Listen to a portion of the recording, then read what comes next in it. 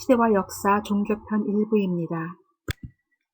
역사상 가장 오래된 집단으로 철저하게 비밀로 감추어져 있던 프리메이슨이 베스트셀러 소설과 영화 등을 통해서 대중에게 알려지게 되었습니다.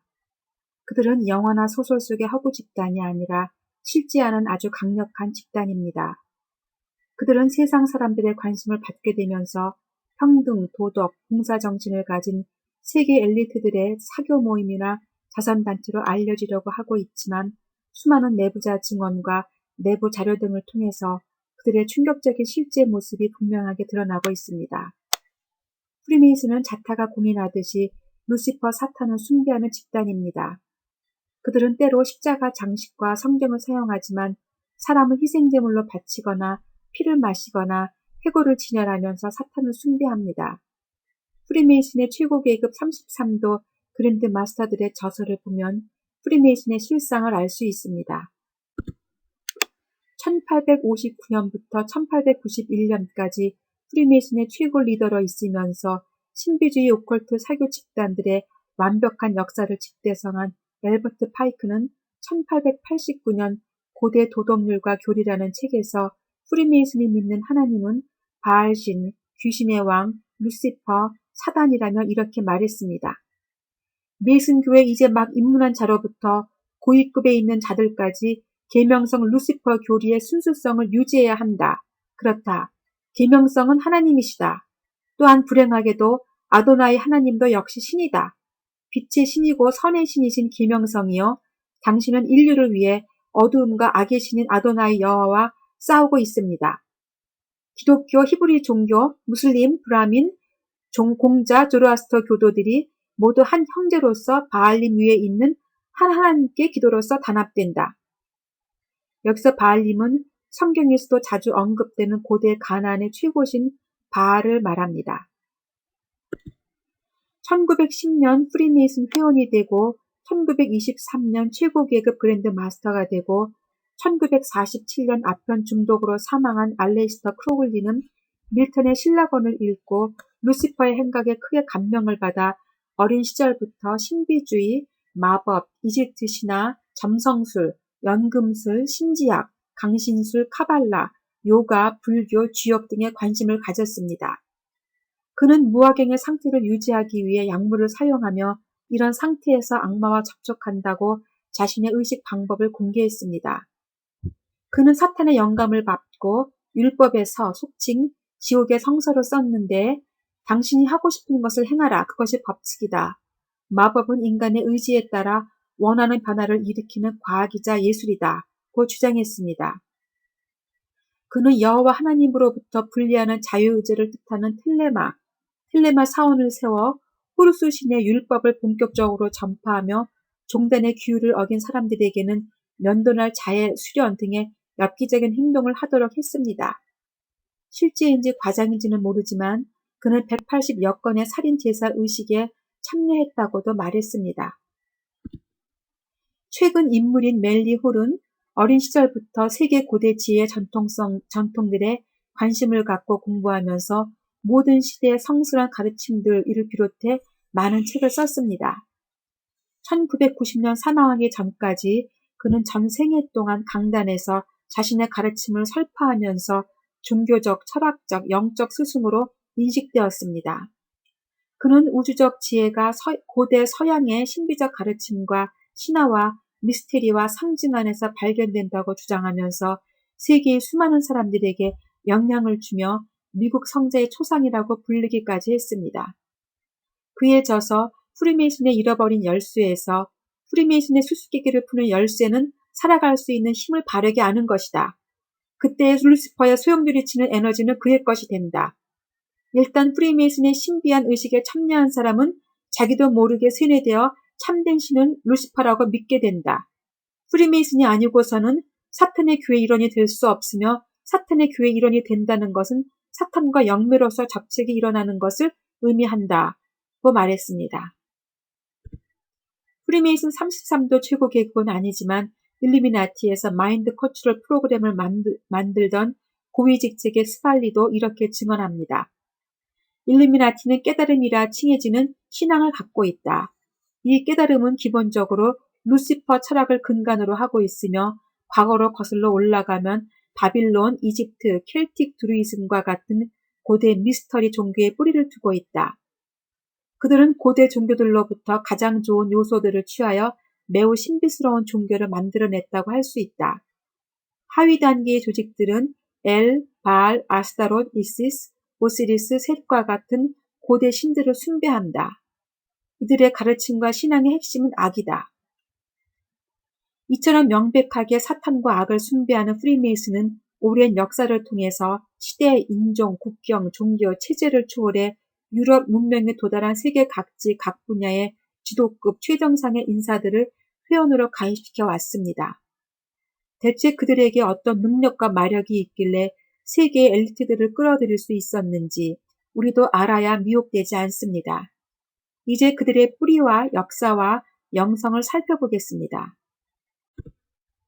프리메이슨의 공적인 탄생 연도는 1717년이지만 그들 스스로가 말했듯이 바벨론에서 기원을 찾을 수 있습니다. 성경에는 노아의 막내 아들 함의 손자로 힘센 사냥꾼인 니무롯의 이야기가 나옵니다. 그는 뛰어난 힘과 재능을 동물을 사냥하는 데뿐만 아니라 사람을 지배하는 데 사용하면서 나라를 세우고 통합하며 통일국가를 이루어 큰 세력을 누렸습니다. 그는 신할 네 성읍과 아수르 네 성읍을 건축하여 원시 바벨론 문명을 건설했습니다. 인류 최초의 정복 군주가 된 것입니다. 그때까지만 해도 인류의 언어가 하나였기 때문에 대부분의 사람들은 바벨론 문명권 안에서 니무롯의 통치하에 살고 있었습니다. 하나님은 인류가 전 세계로 흩어져서 각각의 문명을 이룰 것을 명하셨습니다. 그러나 유대와 로마 역사가인 요세푸스에 따르면 자신의 권력이 흔들릴 것을 우려한 니무롯은 흩어짐을 면해 전제 정치를 확고히 하기 위해서 사람들을 선동하여 메소포타미아의 신할 평지 위에 바벨탑을 쌓기 시작했습니다. 니무롯은 신에 대한 공포로부터 인간을 해방시킬 유일한 방법은 신보다 훨씬 더 무서운 대상을 이 땅 위에 만들어 놓는 거라며 스스로 폭군이 되었습니다. 그리고 신이 다시 내릴지도 모를 대홍수로부터 백성들을 보호해 주겠노라고 약속하고 바벨 땅에 아라랏 산보다도 높은 바벨탑을 세우려고 한 것입니다. 그는 자신을 신격화해서 바벨탑을 자신의 신전으로 삼고 사람들의 경배를 받으려 했습니다. 하나님이 언어를 혼잡케 하심으로 사람들이 흩어지고 바벨탑은 미완성이 되었지만 그 후에도 정복군주 니무롯은 태양신 마루둑이 되어서 당대와 후세의 수많은 사람들을 미혹했습니다. 그는 대홍수를 직접 경험한 함 할아버지로부터 하나님의 역사를 생생하게 전해 들었을 것이 분명하지만 막강한 권력을 소유하면서 하나님을 배반하고 스스로 하나님이 되려 한 것입니다. 그는 인류 최초의 정복 군주이자 최초의 적그리스도가 되었습니다. 역사가 요세푸스는 니무롯에 대해 모든 백성들로 하여금 하나님을 배반케 한 자라고 기록합니다. 자기만 하나님을 배반한 것이 아니라 수많은 사람들을 배반으로 이끌어들인 것입니다. 적그리스도 니무롯의 발상은 창세전 하늘에서 루시퍼가 하나님의 보좌와 영광을 찬탈하려 했던 것과 같은 반역과 도전입니다. 이제 인류의 마지막 시대의 프리메이슨도 루시퍼를 섬기고 하나님을 대항하며 마지막 적그리스도의 출현을 기다리고 있습니다. 프리메이슨의 역사의 대가인 크리스티앙 자크가 프리메이슨에 대해 니무롯의 영을 가진 자들이라고 말하는 것은 의미심장합니다. 고대 바벨론의 모든 나라의 왕들은 니무롯의 화신인 마루둑 신에게 인정을 받아야 권위가 세워졌습니다. 결국 니무롯은 사후에도 계속 바벨론 지역을 통치한 것입니다. 니무롯을 숭배하기 위해 지으려던 바벨탑은 하나님의 방해로 실패됐지만 이후에 사람들은 니무롯의 화신인 마루둑 신을 섬기기 위해 지구라트 신전을 지었습니다. 후세인이 무너진 수많은 벽돌을 관광 목적으로 다시 쌓아 복원하면서 지금도 이라크에서는 지구라트를 많이 볼 수 있습니다. 수천 년 전에 만들어진 벽돌 한 장 한 장에는 그들이 섬기던 신의 이름인 마루둑이라는 글자가 새겨져 있습니다. 그래서 아랍 사람들은 오늘날까지도 지구라트가 있는 지역을 니무롯의 땅이라고 부른다고 합니다. 세미라미스는 사생아를 낳고 남무스라고 이름하며 그가 태양신 니무롯의 환생이라고 주장했습니다. 아직 성경이 기록되기 전이지만 당시 사람들에게 구세주 사상은 널리 구전되어 퍼져 있었을 것입니다. 세미라미스는 담무스가 바로 그 여인의 후손, 곧 구세주며 자신은 하늘의 여왕이라고 주장했습니다. 세미라미스는 하늘의 여왕인 바알티라는 호칭 이외에 중보자의 의미가 더해지면서 밀리타라고 불리기도 했습니다. 어미신 세미라미스가 아들신 담무스와 사람들을 연결시켜주는 중보자 역할을 하기 때문이라는 것입니다. 언어가 달라져 사람들은 뿔뿔이 흩어졌지만 그 전까지 공유하던 바벨론 문명은 사람들의 삶 가운데 고스란히 남아있었습니다. 각각의 무리는 서로 다른 정착지에서 바벨론 문명을 바탕으로 그들만의 문명을 일궈가기 시작했습니다. 고대 문명의 뿌리는 종교입니다. 모든 삶이 종교를 중심으로 돌아갔기 때문에 다른 것들은 다 변할지라도 종교나 사상만큼은 쉽게 바꾸어지지 않았습니다. 그래서 언어의 혼잡 사건 이후 많은 세월이 흘러갔음에도 불구하고 세계 각지에서 피어난 다양한 문명들 속에서 여전히 바벨론의 종교적 특성이 짙게 남아있었습니다. 사방으로 흩어진 사람들을 통해서 바벨론의 태양신, 구세주, 모자신 숭배 의식은 온 세상으로 전파되었습니다. 언어가 다르다 보니 모자신에 대한 호칭도 다양해질 수밖에 없었습니다.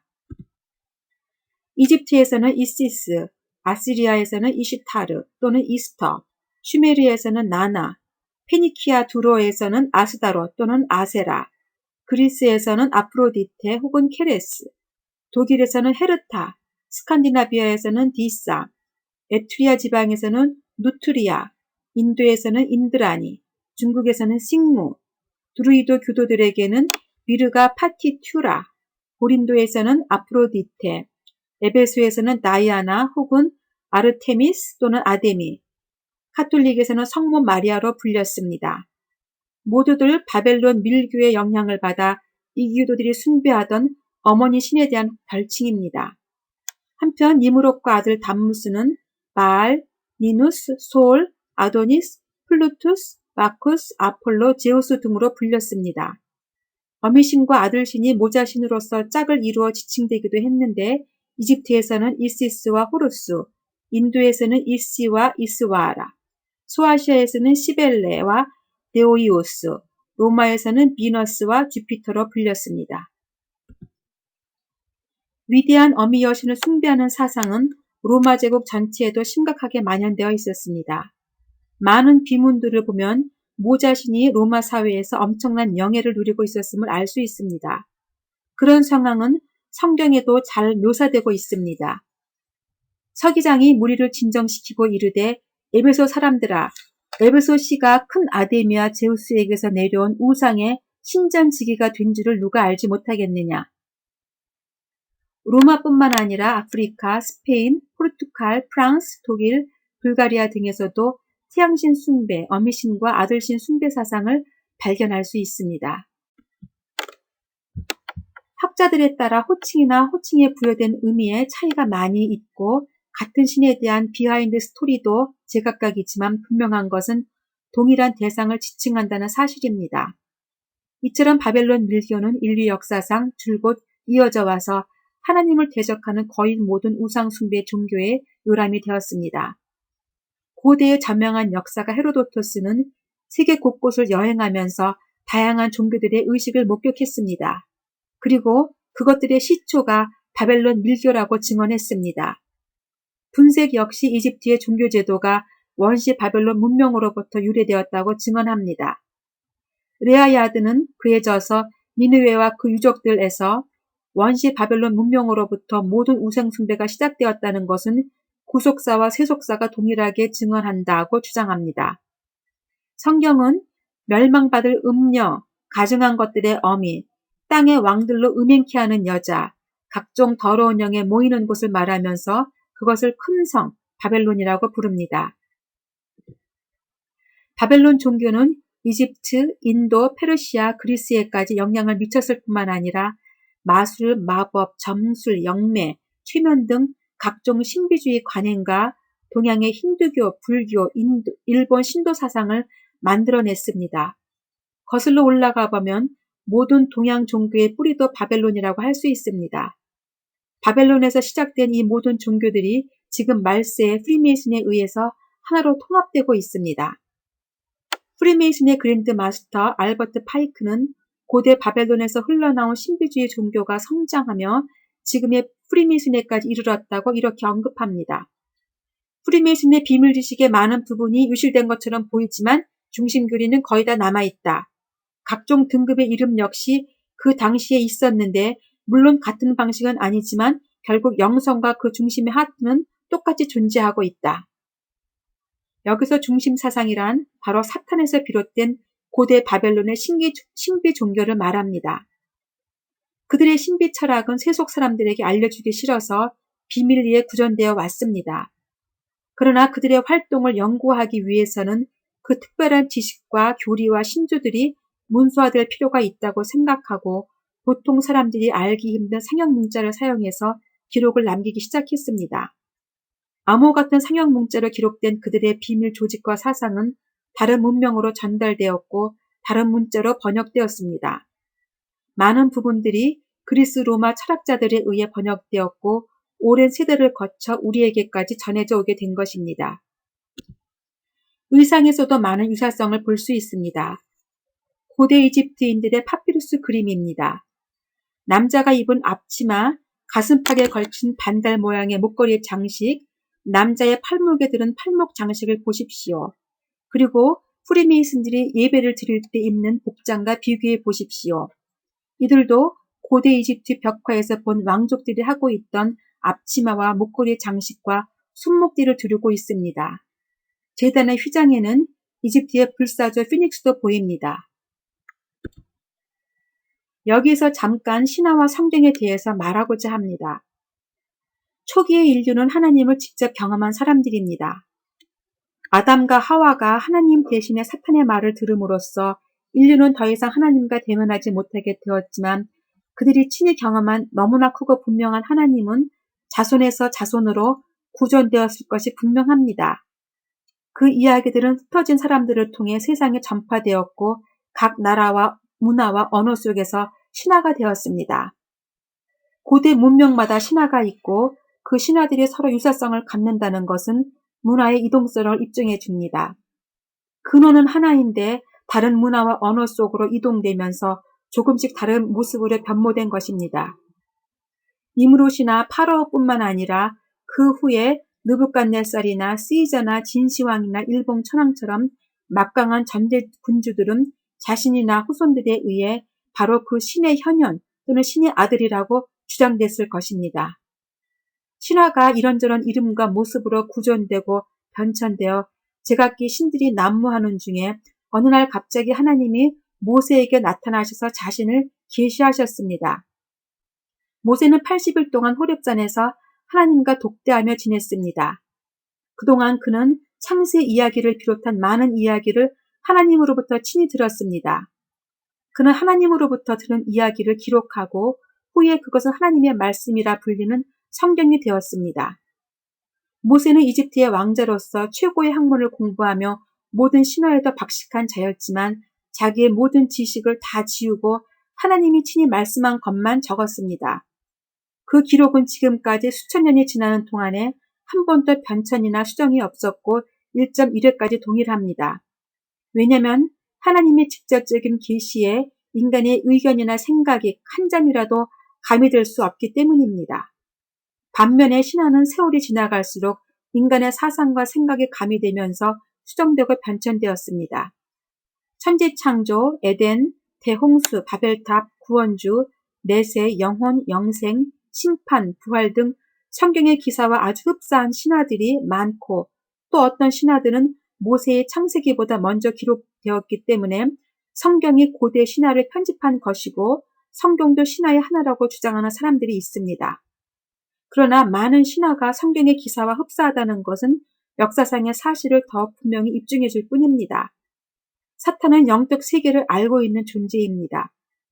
하나님의 역사와 계획을 알고 있는 사탄은 자신이 바로 그 하나님이라고 위조해서 하나님의 영광을 대신 받고 누리다가 자기를 따르는 사람들을 함께 패망시키려는 것입니다. 그러나 그리스도인들은 허다한 신화나 신화 속의 신이 아니라 성경과 성경 속의 예수님을 믿습니다. 영혼과 사후세계는 고대인들에게 의심의 여지가 없는 사실이었습니다. 모든 문명권에서부터 야만 부족민들에 이르기까지 죽음을 존재의 끝으로 보는 시각은 전혀 없었습니다. 죽음은 현세에서의 이별임과 동시에 새로운 시작이라는 시각이 우리 인류 역사 대부분의 기간을 지배하고 있었습니다.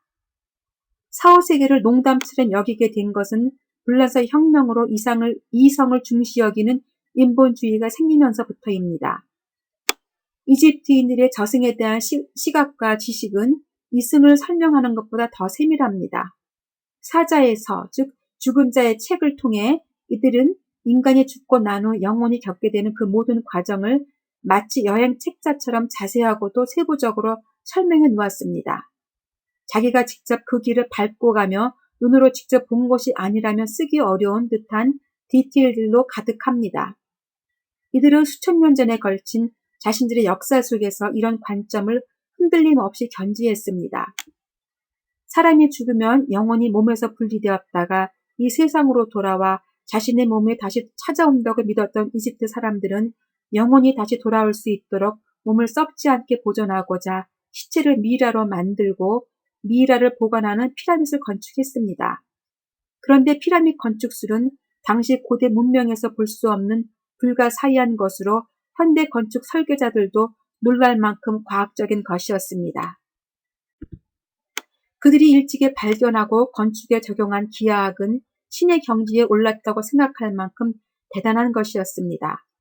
우리가 알고 있는 기하학은 이집트의 알렉산드리아에서 연구한 그리스인 유클리드가 토대로 완성한 것입니다. 기하학은 수화학과 물리학의 기본이 되고 건축과 공학의 기반이 되며 아인슈타인의 상대성 이론과 현대의 양자역학의 바탕이 되었습니다. 기하학은 이처럼 중요한 창조 원리이자 자연의 구성 요소입니다. 삼각형의 공식을 발견한 피타고라스는 만물의 근원이 수라는 말을 했고 많은 고대 수학자들은 철학자를 겸하고 있었습니다. 기하학의 우주에 중대한 원리가 숨어있다는 뜻입니다. 이것이 프리메이슨들이 기하학을 숭배하는 이유기도 합니다. 프리메이슨의 상징인 G라는 글씨가 보이는데 혹자는 이것을 God 하나님 또는 지오메트리 기하학의 약자라고 해석하기도 합니다. 이스라엘의 솔로몬 왕은 많은 이방 여인을 아내로 두고 그들을 따라 이방신을 섬기며 타락했습니다. 솔로몬은 대성전을 축조하는데 고도의 기술자가 필요하자 친하게 지내던 이웃나라 두로의 후람 왕에게 도움을 요청합니다. 두로는 바벨론과 이집트의 영향을 받고 지중해에서 한때 번성했던 페니키아로서 포에니 또는 카르타고라고 불리기도 합니다. 두로는 마르둑의 변신인 바알신을 섬기면서 이웃한 이스라엘을 오염시킴으로써 사탄 루시퍼에 비유되며 하나님의 저주를 받았던 나라입니다. 솔로몬의 요청을 받은 후람 왕은 막대한 자재와 비용을 지불하며 공교하고 총명한 장인 히람을 보내어 솔로몬의 성전 건축을 도왔습니다. 성경에는 이 정도의 기록만 있지만 프리메이슨은 매우 구체적인 이야기가 전해져 옵니다. 그의 이름은 히람 아비프로 프리메이슨이 선조로 삼는 인물입니다. 그는 7년 공사가 끝나고 성전이 거의 완성될 무렵 3명의 인부들로부터 석공조합과 관련된 비밀을 가르쳐달라는 위협을 받았습니다. 하지만 히람은 이를 거부하였고 결국 그들로부터 암살당했습니다. 이 사건으로 히람은 죽음과 부활의 상징이 되었다고 합니다. 뉴욕에 있는 프리메이슨 대지부의 스테인드 글라스입니다. 좌로부터 이스라엘 왕 솔로몬, 메이슨 히람, 히람 아비프, 두로왕 후람입니다. 이들 세 사람은 신성한 삼위일체라고 여겨져서 프리메이슨의 장식물 가운데 자주 등장합니다. 잘 알려진 것처럼 프리메이슨은 자신들이 솔로몬의 성전을 지었던 석공의 후예로서 그 신비한 기술은 이전에 이집트의 피라밋을 짓던 때부터 전승되어 왔다고 주장합니다. 히람은 프리메이슨에게 바로 그러한 역사와 전통을 나타내는 증거이기도 합니다. 프리메이슨은 니무롯의 영을 가진 자, 이집트의 영을 가진 자, 히람의 후손이라고도 불립니다. 실제로 니무롯의 바벨탑, 이집트의 피라미드, 히람의 솔로몬 성전과의 관련을 볼 때 프리메이슨이 자신을 석공조합이라고 부르는 것은 이해할 만합니다. 하나의 정부, 하나의 종교, 하나의 경제로 세상을 지배하고자 하는 프리메이슨은 하나님이 허물어버리고 흩어버리셨던 바벨탑을 다시 회복시키려는 마지막 시대의 석공조합이라 할 수 있습니다. 도로의 석공들은 그리스와 로마로 건너가서 기하학을 기반으로 아테네 신전이나 콜로세움 같은 엄청난 건축물들을 세우고 로마 제국이 확장되자 유럽으로 건너가서 봉건 영주들의 성을 쌓거나 성당을 지었습니다. 많은 사람들이 그들로부터 기술을 전수받고 중세 유럽을 모델로 화려한 대리석 건축물들을 지으며 큰 부와 명성을 쌓았습니다. 이들 메이슨들은 점차 서로 교류할 수 있는 조직을 갖게 되면서 자유롭게 장소를 이동하며 일한다는 의미에서 프리메이슨이라는 이름이 붙게 되었습니다. 이들은 고급 기술자와 전문인으로 대우받으면서 차츰 문호를 넓혀 예술인이나 지식인들도 가입할 수 있게 했고 철학적, 사회적 문제도 다루면서 사변적 프리메이슨으로 진화되어 갔습니다. 예루살렘이 회교도들에게 유린당하자 십자군의 이름으로 1118년 프랑스에서 성전 기사단이 발족합니다. 그들은 성주 회복과 순례자 보호를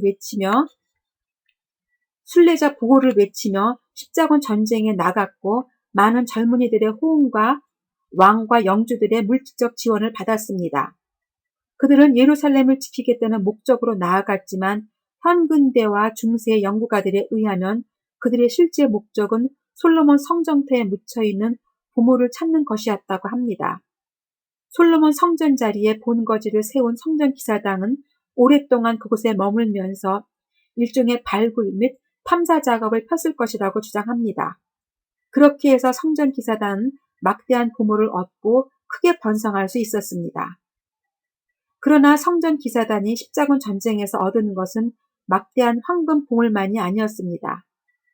이들의 십자군 원정은 알렉산더 대왕이나 로마 시대 이후 유럽 군대가 동방으로 진출한 최초의 사건이 됩니다. 십자군이 예루살렘을 점유하고 있던 100년 가까운 기간 동안 성전기사단은 예루살렘과 그 주변에서 쉽게 접할 수 있었던 동양의 신비주의적 종교에 큰 흥미를 가졌던 것 같습니다.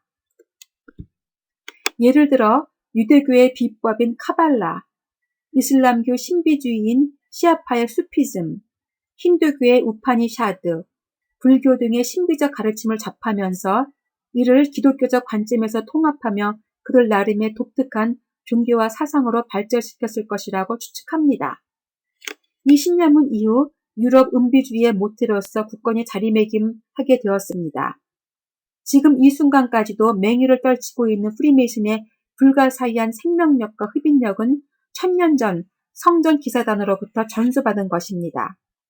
이 신비는 근대와 현대의 대석학과 정치가들, 각 분야의 대표적 천재들을 끌어모을 수 있을 정도로 강력한 그 무엇이었습니다. 설득력 강한 철학과 사상이라는 명분과 그에 동반하는 실제적인 힘이 없었다면 세기의 천재들을 모을 수는 없었을 것입니다. 신비한 능력과 함께 예루살렘 성전산에서 특이한 보물을 발견한 성전기사단은 유럽과 중동 간의 무역과 금융업을 통해 엄청난 부를 축적하게 됩니다. 이렇게 거대해진 기사단은 이후 이슬람의 예루살렘을 다시 빼앗긴 후에도 100여 년 이상 번창하며 한때 교황청과 유럽의 왕들에 필적할 정도의 부와 권세를 누리는 등 가히 하늘을 찌를 듯한 위세를 떨쳤습니다.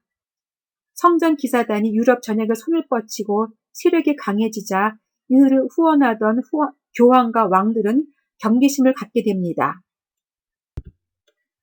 1307년 프랑스 왕 필리포 4세의 전격적인 체포 명령과 대대적인 탄압으로 인해 성전 기사단은 갑작스러운 몰락을 맞게 됩니다. 체포와 탄압에 동원된 주된 명분은 이단 배교 행위로서 당시 기독교 유럽에서는 치명적인 중죄였습니다. 구체적인 죄목 속에는 바포멧이라는 염소 머리를 한 악마를 우상으로 숭배한 죄, 십자가에 침을 뱉은 죄, 음란하고 이단적인 입회식 등의 섬찟하고도 지저분한 내용들이 포함됩니다. 유럽 전역에서 수천 명에 달하는 성전 기사들은 모진 고문에 시달리게 되었고 기사단의 평판은 땅에 떨어졌습니다. 단장이었던 자크드 몰레는 수년에 걸친 고문 후 화형에 처해지고 6년 후에 공식적으로 해체되었습니다. 200년 전통의 거대한 단체가 해체된 것입니다. 그들은 지하로 잠적해버리고 비밀리에 활동하다가 400년 후에 프리메이슨으로 다시 부활합니다. 성전 기사단이 된소리를 막고 지하로 숨어들어가 있는 동안에 장미 십자회라는 단체가 일어나서 유럽을 흔들어 놓습니다. 이 단체는 1614년 독일에서 두 가지의 출판물을 통해 일반에 알려지게 됩니다. 요한 발렌틴 안드레아가 저자인 책들의 내용은 고대의 비밀을 간직하고 있는 장미 십자회의 존재, 이를 통해 실행될 세상의 파격적인 변화의 운명, 그리고 대를 이어 전해지는 밀지에 대한 것입니다. 안드레아는 젊어서 이집트와 아랍 등지를 돌아다니며 비전의 지식을 전수받고 이후 도일로 돌아와 소수의 제자들과 함께 장미 십자회를 결성한 것으로 알려집니다. 세월이 지나면서 기독교 사상, 드루이드교, 게르만 설화 등이 섞이면서 점점 신비하고 과장된 것으로 진화되어 갔습니다. 그리고 신이 깃든 돌, 불로불사, 인간을 초월한 존재의 영약, 생사의 비밀을 풀어내는 열쇠 등 수많은 신비한 이론을 만들어냈습니다. 그는 크리스티안 장미 십자회의 화학적 결혼이라는 저서를 발간했는데 여기서 화학적 결혼이란 연금술을 말합니다. 연금술은 화학 용어지만 그 발상은 신비주의와 마법에 가까운 것입니다. 화학 물질들이 서로 반응하면서 전혀 다른 물질로 변화하듯이 인간을 질적으로 변화시키는 것, 삶과 죽음, 선과 악을 초월해 그 비밀을 이해하고 나아가 우주의 진리를 깨우치는 것, 이것이 바로 연금술의 최종적인 목표였던 것입니다. 쓸모없는 금속을 금으로 바꾸는 것과 마찬가지로 보통 인간을 초월적 존재로 변화시키는 어떤 신비한 능력을 믿은 것입니다. 이런 거창한 목표가 있었기에 수은과 납 중독으로 죽어가면서도 수많은 사람들이 몇백 년간이나 연금술에 매달릴 수 있었습니다. 연금술에 관심을 가진 사람들 중에는 중세 최고의 지성인이었던 토마스 아퀴나스, 로저 베이컨, 근대 최후의 천재 라이프니츠, 근대 역학의 체계를 세우며 근대 과학의 아버지라고 불리우던 아이작 뉴턴도 포함합니다. 뉴턴은 말년에 매우 진지하게 이 주제에 심취하면서 최후의 마법사라고 불리기도 했습니다. 기독교 중세에 이처럼 이단적이고 파격적인 주장이 당대 최고의 많은 지식인들까지 유혹했던 것을 보면 그 마법에 신비한 능력이 있었던 것이 분명합니다. 프리메이슨의 모태가 되는 장미 십자회와 성전 기사단은 확연하고도 중요한 유사점을 지니고 있습니다. 이집트와 아랍의 이교적 신비주의 색채를 배경으로 한다는 점과 기독교 교리와 매우 다른 세계관이나 의례 절차를 가지면서도 한편으로는 계속적으로 기독교 단체를 표방한다는 점이 그것입니다. 그들은 기독교도를 가장했다기보다는 스스로를 기독교 단체의 한 분파처럼 믿고 있었던 것 같습니다. 성전 기사단과 장미 십자회는 매우 이교적인 특성에도 불구하고 200년 이상이나 교황청 산하의 공식 수도회로 남아있었고 알비뇽의 교황 클레멘스 5세의 보호를 받는 등 기독교 단체로 인정받을 수 있었습니다. 베르나르두스는 성전 기사단이 교황청 산하의 공식 수도회로 인정받도록 힘쓴 영향력 있는 인물인데 그는 중세 신비주의 기독교의 태도였거나 또는 켈트족의 고대 종교인 드루이드 교도였지만 대외적으로는 기독교인으로 알려졌습니다. 이처럼 이교적 신비주의가 기독교에 뒤섞이게 되면서 지금도 초월, 명상, 단전호흡, 요가 등의 동양적 수련법들이 많은 기독교인들을 끌어들이고 있습니다. 거대한 파문을 일으키며 해체된 것 같았던 성전 기사단은 죽지 않고 있었습니다. 유럽 변방의 스코틀랜드와 포르투갈 지역은 이들에게 좋은 피난처가 되었습니다. 포르투갈로 피신한 기사들은 이후 조직을 재정비해서 그리스도 기사단이라는 명칭으로 부활하여 교황청의 제각까지 받고 활발하게 활동합니다. 스코틀랜드로 도피한 기사들도 석공으로 활동하며 비밀스럽게 조직을 유지하면서 체계적으로 발전시켜 나갑니다. 이후에 스코틀랜드파는 영국 잉글랜드에서 결성된 요크파와 함께 프리메이슨의 양대 산맥이 됩니다. 이들은 유럽에 건물을 지으면서 고딕 건축 양식을 만들어냈습니다. 유럽에 갑작스레 출현한 고딕 양식의 정교하고도 선진적인 기법은 유럽 문명에서 그 바탕이나 유래를 찾아보기 힘든 것으로 마치 하늘에서 떨어진 것과 같은 새로운 기법이었습니다. 최초의 본격 고딕 건축물로 알려진 성 사르트르 대성당도 바로 성전 기사단의 작품입니다. 15, 16세기 르네상스를 지나면서 중세 기독교의 파워는 상당히 약화되었고 종교개혁과 계몽사상 등으로 교황권과 왕권이 동시에 흔들리기 시작했습니다.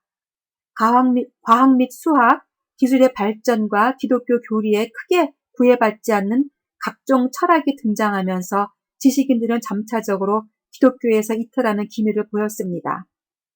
이때 스코틀랜드로 숨어들어 실제 석공으로 수백 년간 살면서 생활을 영위하던 성전 기사단의 후예들이 대중에게 모습을 드러내기 시작했습니다. 르네상스와 종교개혁 등 시대적 변화 속에서 약해지는 카톨릭 교회의 권위를 비집고 세상으로 나와서 괴멸된 성전 기사단의 이상을 근대적 의미에서 실현하고 싶었던 것입니다. 성전 기사단이 탄압받고 흩어진 지 약 400년이 지난 1917년 영국 런던의 프리메이슨 그랜드 라지가 설립되었습니다. 흩어져 있던 성전 기사단 지부들을 규합하고 장미 십자회를 소집하면서 프리메이슨이라는 이름으로 공식적으로 창설된 것입니다. 점차 물리적인 석공조합의 면모는 사라져갔고 사변적 석공조합이 되어갔습니다.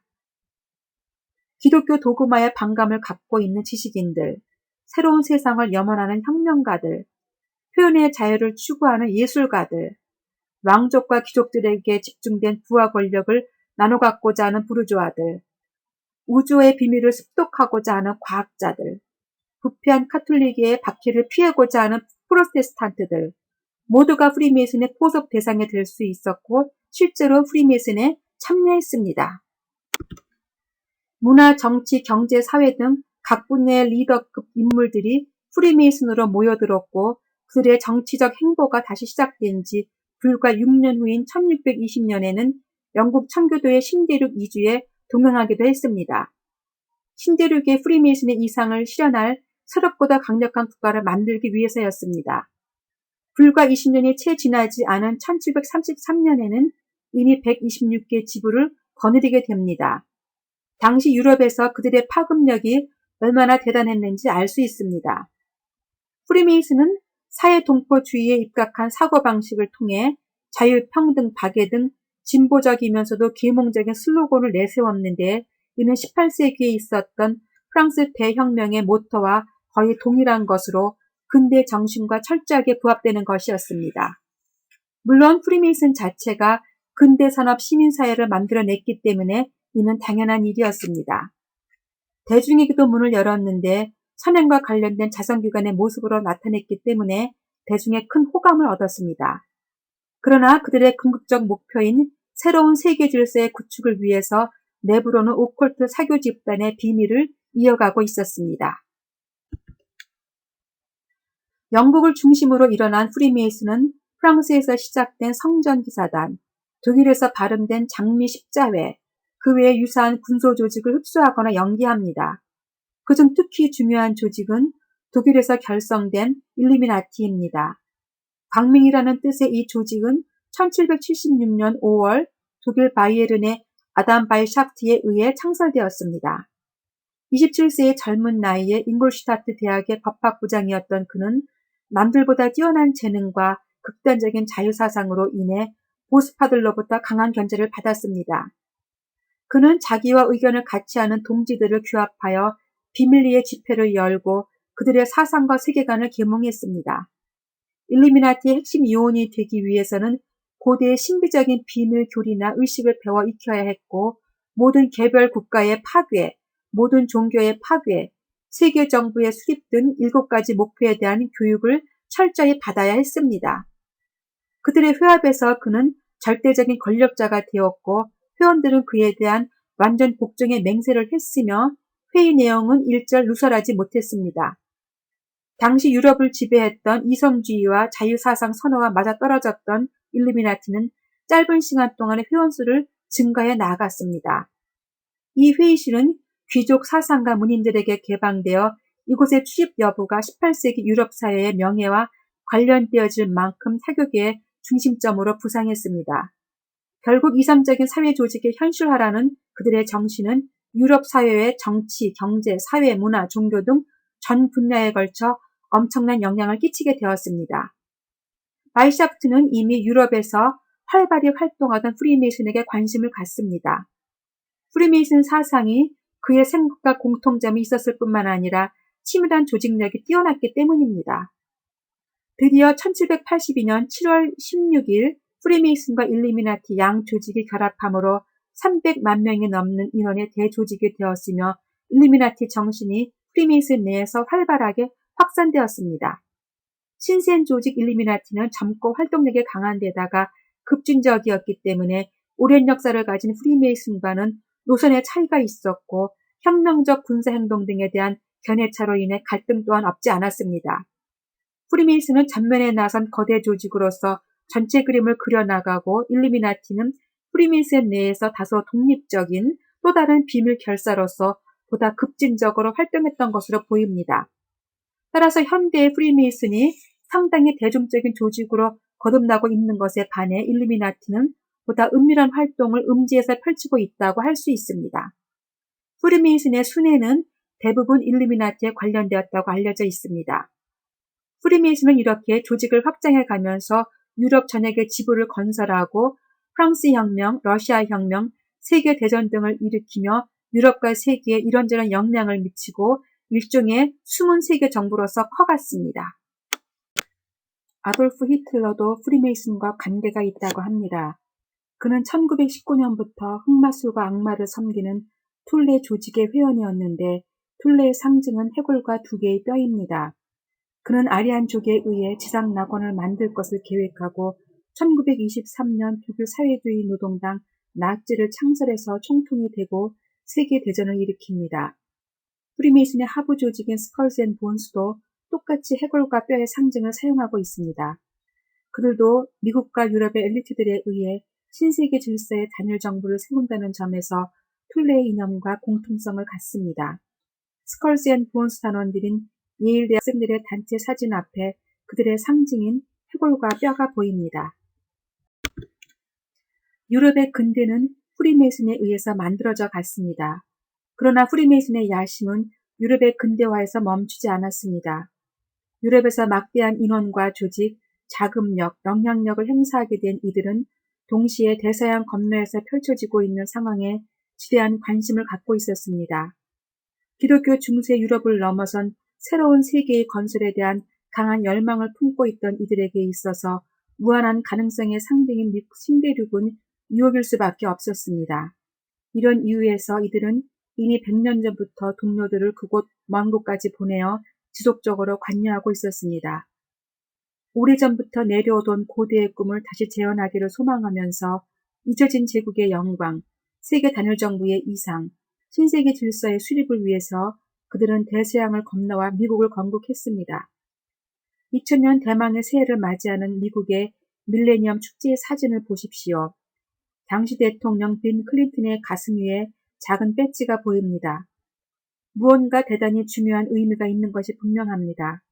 이 단순한 도안은 미국 국세와 1달러 지폐에 그려져 있는 호루스의 전시안이라는 것을 확인할 수 있습니다. 오벨리스크에 설치된 각종 조명과 불꽃놀이 장치에서 뿜어져 나오는 화려하고도 웅장한 빛과 색의 향연은 마치 수천 년 전 이집트 제국 이후 잊혀진 과거의 바벨론 문명을 미국이 확실하게 계승하고 있음을 자부하는 것 같습니다. 또는 신세계 질서의 단일세계 정부 수립이라는 그들의 오랜 염원이 이제 거의 성취일로에 있다는 것을 자축하는 것 같습니다. 토몬 박사는 이렇게 말합니다. 신세계 질서는 고대 이집트 신인 오시리스에 해당합니다.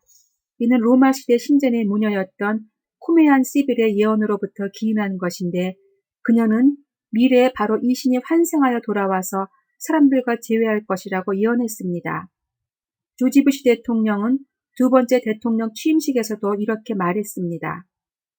미국의 건국자들이 미국의 국세에 그것을 새겨 넣었을 때 그들은 결국 실현될 고대 염원에 의해 행한 것이다. 혼 박사는 이 신이 적그리스도에 거하게 될 영과 동일한 것으로 성경에 기록됐다고 지적합니다. 미국의 국세는 장차 올 불법의 사람에 대한 예언을 알리고 있다는 것입니다. 혼 박사는 그의 책에 출간된 이래로 하루에 8개가 넘는 TV와 라디오 프로그램을 출연했고 미 상원 의원과 프리메이슨 33도들과도 인터뷰를 가졌는데 그중 어느 누구도 그의 발견과 이론을 반박한 사람이 없었다고 합니다. 미국은 프리메이슨 국가면서도 기독교 국가로 오해받아 왔습니다. 사실 많은 프리메이슨들이 자신을 프리메이슨 크리스찬이라고 소개하기도 합니다. 프리메이슨을 기독교의 한 분파라고 생각하는지도 모릅니다. 기독교인들도 교회 안에 들어와 있는 프리메이슨을 구별하지 못했습니다. 그래서 프리메이슨이 했던 일들을 기독교가 했다고 오해해 왔습니다. 기독교 죄악을 말할 때 흔히 청교도인들의 미대륙 원주민 대량 학살을 언급합니다. 신대륙을 발견한 유럽의 기독교는 선교 복음화라는 미명하에 아메리카 대륙으로 들어와서 하나님의 이름으로 원주민들을 압제, 고문, 약탈, 강간, 방화, 살인했다고 비난받았습니다. 또한 인디언이 거의 소멸되자 총칼로 빼앗은 땅을 개척하는 데 필요한 노동력의 공급을 위하여 300년 동안에 아프리카에서 1200에서 1500만 명의 흑인들을 잡아와 주로 남북 아메리카와 서인도 지방 등에 팔아버렸다고 비난받았습니다. 인디언과 흑인 노예들의 피눈물로 얼룩진 역사의 책임을 청교도 기독교인들에 돌렸습니다. 그러나 시대와 역사 정치편에서도 말했듯이 미국 건국 초기의 사람들로서 청교도인들만 있었던 것이 아닙니다.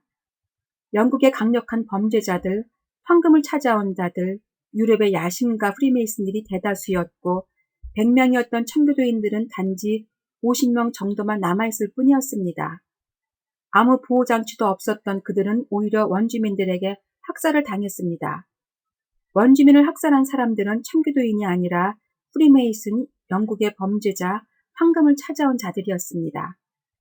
현재 기독교인들은 과거의 기독교인들이 행했던 죄악을 자신의 것처럼 동일시 회개하지만 그것은 프리메이슨의 존재를 알지 못했기 때문입니다. 프리메이슨을 기독교인이라고 오해했기 때문이었습니다. 한국의 기독교를 소개한 선교사들도 다른 예입니다. 그들은 죽어 양화진에 묻혔는데 이상한 상징이 비석에 새겨졌습니다. 아무도 그것이 무엇인지 몰랐습니다. 그런데 이제 보니 그것은 프리메이슨의 직각자와 컴파스 문양이었습니다. 즉 한국에 온 선교사들 중에 많은 사람들이 프리메이슨이었던 것입니다. 이처럼 둘은 완전히 상반되면서도 혼동되어 왔습니다. 스발리가 증언했듯이 그들은 밤에는 일루미나티가 되지만 낮에는 선량한 크리스찬 비즈니스맨으로 행세한다고 합니다. 속이려는 의도라기보다는 스스로 프리메이슨이면서 또한 크리스찬이라고 생각하는 것 같습니다. 차츰 계급이 높아지면서 그게 아니라는 것을 알게 되지만 프리메이슨이 무엇인지 모르고 크리스찬으로 입단하는 사람들은 한동안 자신의 정체에 대해서 큰 혼란이 있는 것 같습니다. 그러나 자신의 정체를 분명히 알면서 속이고 교회에 들어오는 프리메이슨들도 있습니다. 목적은 교회를 파괴하기 위함입니다. 일루미나티는 기독교의 파괴가 그들의 목표의 하나라고 말하는데 그렇다면 그리 놀라운 얘기는 아닙니다. 종교편 2부에서 소개할 알베르토 리베라 박사의 증언에서 자세한 것을 들을 수 있습니다. 기독교와 혼동되었던 또 하나의 단체가 있는데 바로 카톨릭입니다. 그동안 카톨릭은 기독교에게 있어서 참으로 불가사의한 존재였습니다. 삼위일체 하나님을 믿고 동일한 성경을 믿는다는 점에서 서로 형제 같으면서도 굉장히 다른 것이 있었습니다. 이제 자세히 살펴보겠지만 결론적으로 말하자면 사탄을 섬기는 프리메이슨이 예수를 섬기는 기독교와 완전히 상반되듯이 태양신과 혼합된 카톨릭도 기독교와 완전히 상반됩니다. 카톨릭은 프리메이슨, 유대교, 개신교를 악마의 삼총사라고 부르며 적대시해왔습니다. 카톨릭과 프리메이슨은 이처럼 서로를 미워하면서도 그러나 모두 이집트의 태양신을 섬기며 세계 정복을 꿈꾸고 있다는 공통점 때문에 서로 이용하거나 협력하고 있습니다. 지금 카톨릭은 프리메이슨의 계획에 따라 세계 단일 정부의 세계 단일 종교를 만들기 위해서 카톨릭을 중심으로 한 종교 연합을 꾀우고 있습니다. 많은 개신교에서도 세계 종교 협의회에 가입하면서 자기도 모르는 사이에 프리메이슨과 카톨릭의 계획에 협조하고 있습니다. 종교편 2부에서는 카톨릭에 대해서 말하려고 합니다. 땅의 왕들로 하여금 음행하게 만드는 음녀에 대해서 성경은 어떻게 묘사하고 있는지, 그들이 왜 바벨론이라고 불리우는지, 로마 제국이 어떻게 태양신과 기독교를 혼합해 왔는지, 그들이 교회 안에 들여온 에큐메니칼 운동과 신비주의 운동이 무엇을 의미하는지 등을 살펴보겠습니다. 이제 마치기 전에 제 인생에 있었던 두 발견에 대해 잠깐 나누려고 합니다. 첫 번째 발견은 예수님입니다. 저는 평범하고 만족한 삶을 살면서 진리를 찾거나 인생을 고민하거나 질문하지 않았습니다. 그러나 가장 긴급했던 순간에 처음으로 절실하게 하나님의 이름을 불렀고 그를 만났습니다. 이후 하나님의 존재는 내 숨결보다도 더 분명하고 확실했습니다. 지난 33년 동안 이렇게 분명한 하나님의 무관심하고 무지했다는 것이 의아할 정도였습니다. 하나님과의 만남은 제 인생을 획기적으로 바꾸었습니다. 저는 구름에서, 새에서, 나뭇잎에서, 인생에서 하나님을 볼 수 있었습니다. 하나님의 임재에 압도되어 매일 감격과 기쁨에 벅차서 울었습니다. 제 상황은 여전했지만 저는 하나님과의 동행으로 천국을 살고 있었습니다. 아무도 동의하지 않겠지만 저는 나보다 더 행복한 사람이 있으면 나와보라고 속으로 외치곤 했습니다. 하나님의 발견은 삶의 목적과 가치관과 인생에 대한 시각을 송두리째 바꾸어 놓았습니다. 많은 시간이 지나고 두 번째로 발견한 것은 사탄입니다. 예수님을 알면서 물론 사탄도 알았습니다. 그때 제가 이해한 사탄의 일이란 우리를 분노케 하고 슬프게 하고 의심케 하고 두려워하게 하고 죄짓게 만들고 절망케 하면서 개인을 파멸시키고 가정과 교회를 깨뜨리는 것이 고작이었습니다. 그러나 사탄은 개인이나 가정의 파멸만이 아니라 지구적인 파괴를 계획하고 여지껏 성취해 왔던 것입니다. 그는 우리가 생각하는 것처럼 흉측하고 사악한 모습이 아니었고 오히려 우리가 부러워하고 흠모하는 성공한 사람들, 즉 성경에서 말하는 공중 권세 잡은 자들을 통해서 역사에 왔기 때문에 우리는 사탄의 기계를 전혀 모르고 있었습니다. 큰 그림을 보기 전까지 저는 작은 그림만 보고 오해했습니다. 속의 것을 보기 전까지 저는 겉의 것만 보면서 잘못 판단했습니다. 그래서 선한 것을 악하다 생각했고 악한 것을 선하다고 생각했습니다. 좋은 것은 무시했고 나쁜 것은 부러워하기도 했습니다. 이 발견은 놀라움이고 충격이고 한동안은 혼란이었습니다. 그러나 기존의 잘못된 생각을 수정하기 위해 필요한 혼란이었습니다. 어떤 사람들은 불편한 진실을 알기 원치 않습니다. 그냥 맘 편하게 살고 싶어 합니다. 그들은 자기가 암에 걸렸어도 아마도 그 사실을 알고 싶어 하지 않을 것입니다. 모른 채 편하게 살다가 죽기를 원할 것입니다. 저는 그렇지 않습니다. 암이라는 사실을 알게 될 때 다소 충격을 받을지라도 사실을 분명히 알기 원합니다. 사실을 아나 모르나 죽는 것은 마찬가지입니다. 그래도 바로 알고 바로 준비하기 원합니다. 이 시대에 대한 진실을 알게 될 때도 우리는 충격받을 것입니다. 그러나 하나님이 함께 하시기 때문에 어떤 상황에서도 두렵지 않습니다. 두렵지 않기 때문에 어떤 사실도 직시할 수 있습니다. 만일 진실이 불편하다고 해서 눈을 돌린다면 우리는 하나님의 인도하심도 받을 수 없고 바른 결정도 할 수 없고 전혀 의도치 않게 하나님을 배도할 수도 있습니다. 오직 진리만이 우리를 자유케 합니다.